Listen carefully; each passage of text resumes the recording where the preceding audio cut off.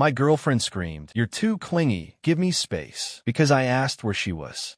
I'm 26, male, and I still remember the exact moment everything broke. It was 3 a.m. on a Thursday. I woke up and she wasn't in bed. Not the first time, but something felt off. Her phone was going crazy with notifications downstairs. I texted, "Hey, you okay? Where are you?" Simple question, right? Worried boyfriend checking in at 3 a.m. when his girlfriend of 2 years vanished without a word. My phone exploded with a call 30 seconds later. "Are you serious right now?" She was screaming, actually screaming. "You're checking up on me at 3 a.m.? Do you have any idea how suffocating you are? I just woke up and you weren't here. I was worried." "No, you're controlling. This is exactly what I'm talking about. You're always breathing down my neck, always asking questions, always needing to know everything. I can't do this anymore." My brain was still foggy from sleep. "Do what?" "You're too clingy. I need space." "God, why can't you just give me space?" The line went dead. I sat there in our apartment in the dark, phone in my hand. 2 years together, living together for 8 months, and I was too clingy for asking where she was at 3 a.m. Something in me just clicked off like a switch. I looked around the apartment. Most of the furniture was mine from my previous place. The lease was in my name because her credit was terrible. I paid 70% of everything because she was between jobs for 6 months. "Okay," I said out loud to the empty room. She came home at 6:23 a.m. I pretended to be asleep. She slipped into bed like nothing happened, smelling like cigarettes and something else I didn't want to identify. Her phone never stopped buzzing. I waited until she was completely passed out. Then I got to work. Called my boss at 8 a.m. Family emergency. Need to take my vacation days starting today. He was cool about it. Asked if everything was okay. Told him I'd explain later. Didn't really plan to. Called my buddy who owed me like 5 favors. "I need your truck and your muscles today. I'll pay for gas and buy you whatever you want." He showed up at 10 a.m. She was still dead asleep. Probably hung over from whatever she was doing all night. We moved fast. Every piece of furniture I owned went into that truck. My clothes, my electronics, my kitchen stuff, everything. My buddy didn't ask questions, just kept loading boxes. I left her stuff, her clothes, her makeup, that expensive hair straightener she just had to have that I paid for. Even left the bed since she was sleeping in it. Not my problem anymore. Took all my documents, birth certificate, passport, everything. Canceled my name from the utilities right there on my phone while my buddy drove the last load to his place for storage. Went to the bank. We had kept separate accounts. Thank God. But I've been sending her money for groceries and gas every week. Canceled my payment app, deleted it, changed my phone number at the carrier store. New SIM card, new number, done. I did something crazy. Remember how I said I'd been planning to propose? Yeah, I was that foolish. Had a ring and everything. For $1,200, I'd saved up over a year. Went straight back to the jeweler, explained the situation. Took a hit on the return, but walked out with $3,100 in cash. Used that money and my savings to put a deposit on an apartment in another state. Had a job offer there I turned down 6 months ago because she said she couldn't leave her friends. Called them back. Position was still open. Started in 2 weeks. The whole operation took 11 hours. By 9 p.m., I was gone. No note, no explanation, no goodbye. She wanted space. She got infinite space. Blocked her number before the new SIM card even activated. Blocked her on everything, social media, email, all of it. Blocked her friends, her sister, everyone. Slept at my buddy's place that night. He kept looking at me like I'd lost it. "You good, man?" "Yeah," I said. And weirdly, I was. Felt nothing. Just done. Drove 15 hours the next day to my new city. Started my new job 2 weeks later. New apartment, new life, new phone number, completely clean break. That was 3 years ago. Before we continue with what happens next, I want to know, was he right to leave without a word? Or should he have confronted her? Drop a ghost if you'd ghost to? Or a speech balloon if you'd have talked it out? And don't forget to hit that subscribe button because this story takes a wild turn. Life was actually pretty decent. The new job paid better. Made new friends. Started seeing someone about 8 months ago. Nothing serious, but healthy. Went to therapy for a while. Worked through my trust issues. Bought decent furniture. Lived alone and liked it. Then last Tuesday, I'm at a coffee shop near my office doing some work on my laptop. Someone sits down across from me. "So this is where you've been hiding." I looked up. My ex-girlfriend, sitting there like we just saw each other yesterday, not 3 years ago. My brain short-circuited. "What? Took me forever to find you. You just vanished. Changed your number. Deleted everything. Do you have any idea what you put me through?" I closed my laptop. "How did you find me?" "Your friend finally told me where you went." Took some convincing, but I could be very persuasive. She smiled like this was cute. "We need to talk." "No, we don't." I started packing my stuff. She grabbed my wrist. "Yes, we do." "You left." No explanation, no nothing. You just disappeared like a coward. You told me I was too clingy and needed space. I gave you space. That's not what I meant, and you know it. I was just stressed that night. At 3 a.m. when you weren't home. Her face twitched. I was with friends. Girls' night. Ran late. "Cool. Enjoy your space." I pulled my wrist back and stood up. "Wait." She stood too, voice getting loud. People People were staring. I'm pregnant. The coffee shop went quiet. Or maybe those just my ears ringing. Congratulations. I'm sure the father will be thrilled. You're the father. I actually laughed. Couldn't help it. Math doesn't work. We broke up 3 years ago. That would make your pregnancy roughly 1,095 days along. Pretty sure that's a record. Don't be foolish. It's from before. I didn't find out until... Stop. I held up my hand. I'm not doing this. Whatever scam you're running, find someone else. It's not a scam. The baby is 2. I have a 2-year-old son, and you're his father. Okay, that changed things. Not that I believed her, but now there was a timeline that technically worked. Show me. What? Show me a picture. Birth certificate. Something. She pulled out her phone, hands shaking, showed me a photo. It looked like any random 2-year-old. Brown hair, blue eyes. Could have been anyone's. Birth certificate says father unknown. She added, I didn't know where you were, but he's yours. I know he is. DNA test. Set it up. If the kid is mine, we'll figure it out. If not, lose my number again. Are you serious? After everything you put me through, you're questioning. You showed up after 3 years claiming I have a kid. Yeah, I'm questioning it. DNA test. We're done here. She went quiet, doing that thing where her jaw clenched. Fine, but when it comes back positive, you owe me 3 years of child support, backdated. If it comes back positive, lawyers will figure out what I owe, not you. I walked out, got in my car, and sat there for 20 minutes, hands shaking. A kid? After 3 years? The timing was technically possible. We'd broken up right before I left, so she was already expecting when I ghosted. No, something felt wrong. Really wrong. I called my buddy from back home. Hey, weird question. Did my ex ever call you asking where I moved? Dude, she called me like 80 times over 6 months. I told her I didn't know. He said she finally convinced you. Pause. No, I never told her anything. I haven't heard from her in like 2 years. So she lied about how she found me. Great start. She texted me from a number I didn't have blocked. DNA test scheduled for Saturday, 2 p.m. Be there or I'm filing for child support without you. Cool. More threats. I responded, send me the address and lab name. I'll verify it's legitimate. She sent a place I'd never heard of. Googled it. Quick results, DNA lab fast. Affordable, confidential. Red flags everywhere. Website looked sketchy. Reviews were either 5 stars or 1 star. Nothing in between. Called a lawyer friend. Don't go to that lab. He said immediately. Schedule your own test through a certified facility. Court admissible results only. So I texted her back. Not using that lab. Here's a list of 3 court-approved facilities. Pick one and I'll meet you there. Her response. Are you serious? I already paid for this one. You can't just change everything to suit you. You're so controlling. There it was. That word again. Controlling. Court-approved lab or no test. Your choice. She called me 12 times. Didn't answer. Then her mother called from a number I also didn't have blocked. You need to stop playing games with my daughter. She's been through terrible things raising your child alone while you lived it up in another state. Hi, this is the first I'm hearing about any child. I'm happy to take a DNA test through a legitimate facility. If you know where I am, you know I have a job and stability. If the child is mine, I'll handle my responsibilities through lawyers and courts. She doesn't want lawyers. She just wants you to be a father. And she should have told me 3 years ago. Now, everything goes through official channels. If you'll excuse me, you owe her. You know what she went through? Expecting and abandoned. She had to move back in with us. She couldn't work. Her whole life fell apart because of you. She told me I was too clingy and needed space. I gave her exactly what she asked for. She was scared. She didn't know how to tell you about the baby. You traumatized her with your jealous, controlling behavior. This was fascinating in a horrible way. 3 years later,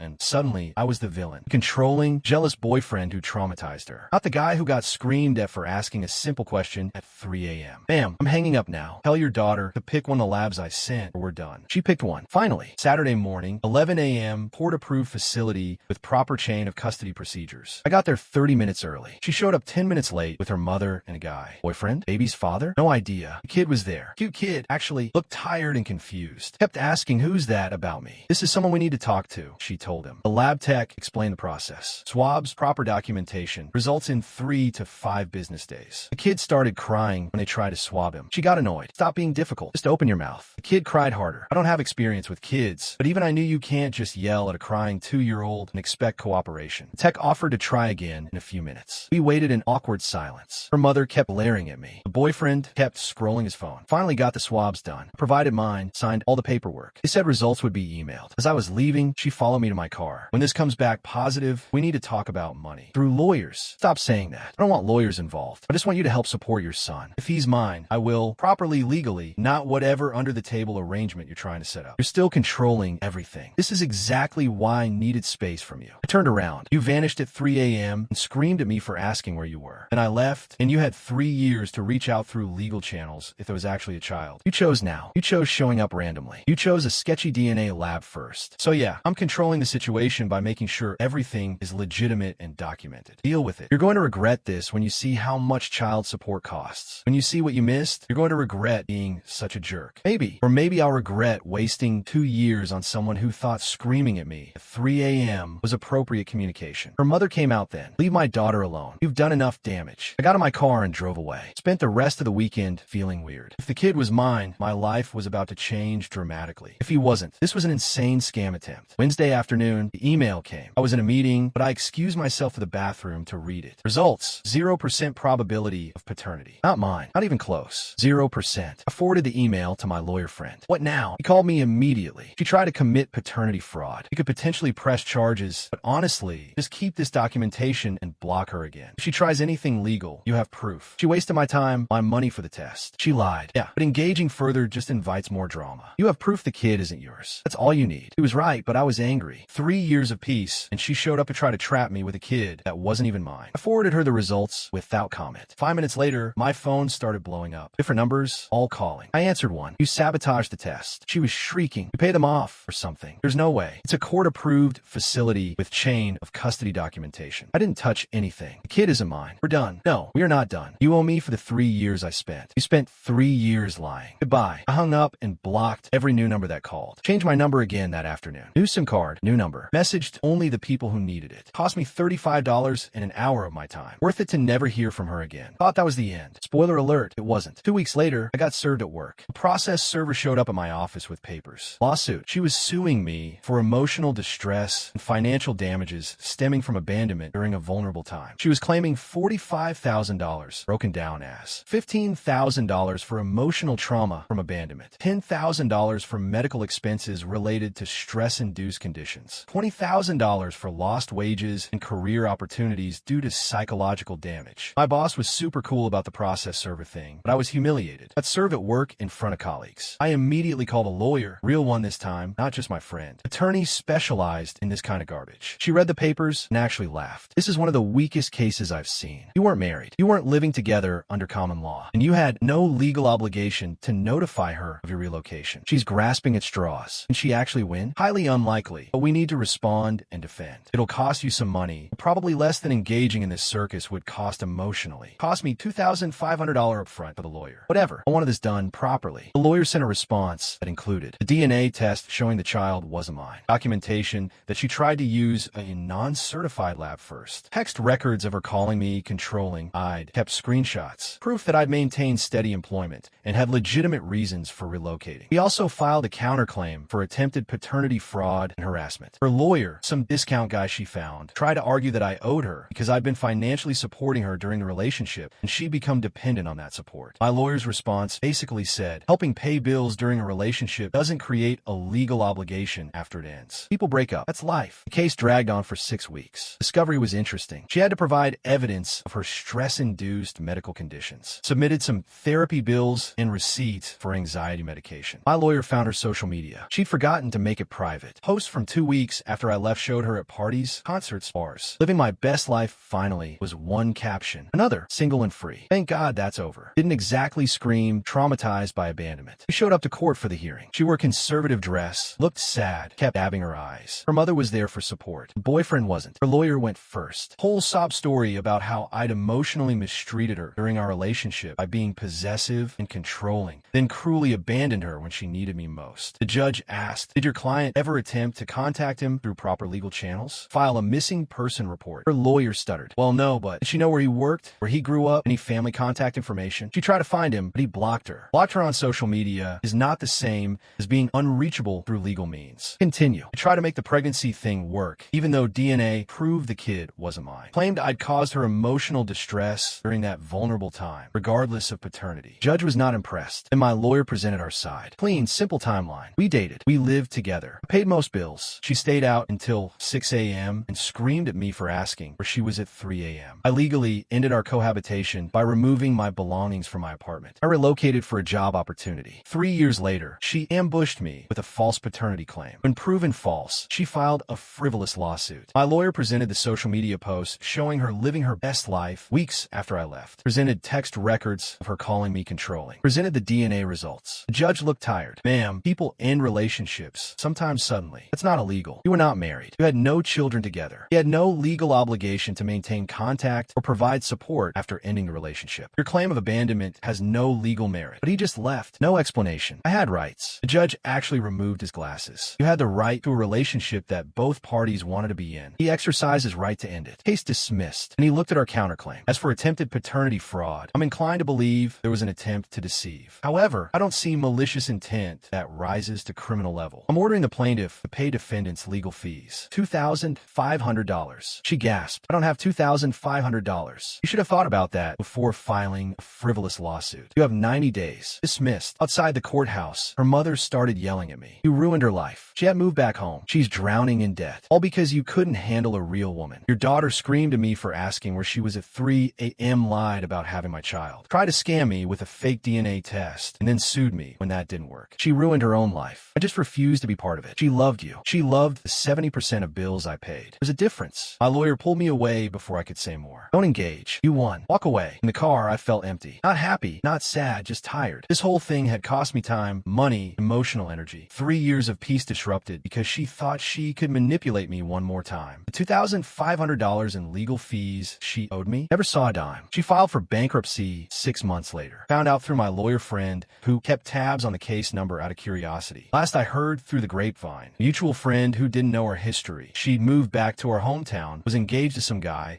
and was apparently still telling people I'd abandoned her when she needed me most. Some people never learn, never take accountability, just stay bitter and entitled forever. As for me, changed my number one more time after the court case. Deleted all social media except a private account with like 15 people on it. Made it as hard as possible to be found. Been with my girlfriend for a year now. Healthy relationship, actual communication. When she's out late, she texts me. When I ask where she is, she tells me without screaming about being controlled. Turns out that's possible. Who knew? Never told her the full story. Maybe someday. For now, it's just a weird chapter in my past. The time my ex tried to baby trap me 3 years after I ghosted her. And somehow, I ended up in court for abandonment. Still have the court documents. Kept them just in case she ever tries again. Proof that I owed her nothing then, or her nothing now. You want space? Be careful what you wish for.